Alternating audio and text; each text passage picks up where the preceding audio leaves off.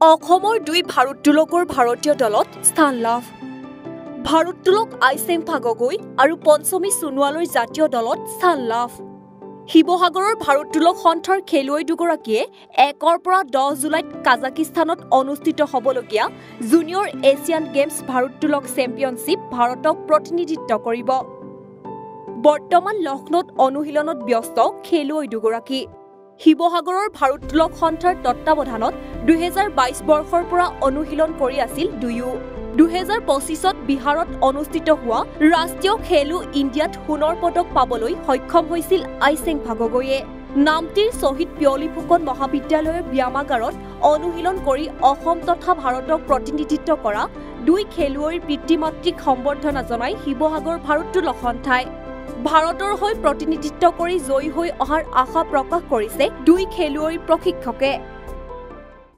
কন্যা আইচেম্পা গগৈ তাই এবাৰ কাজাকিস্তানত অনুষ্ঠিত জুনিয়ৰ এছিয়ান গেমছত ৱেইট লিফটিং চেম্পিয়নশ্বিপত 2025ত তাই এবাৰ ভাৰতৰ হৈ তাই খেলিবলৈ পাইছে আৰু তাই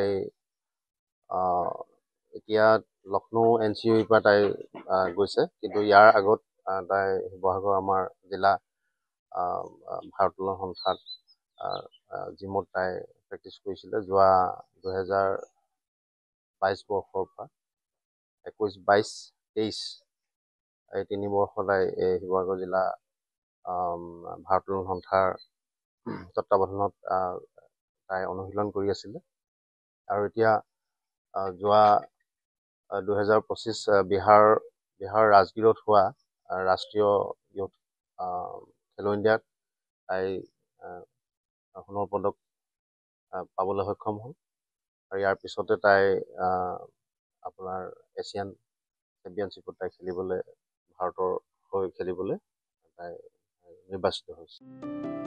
আমগুৰিৰ পৰা ৱাকিল আহমেদৰ ৰিপৰ্ট, এনি ভাৰত 24।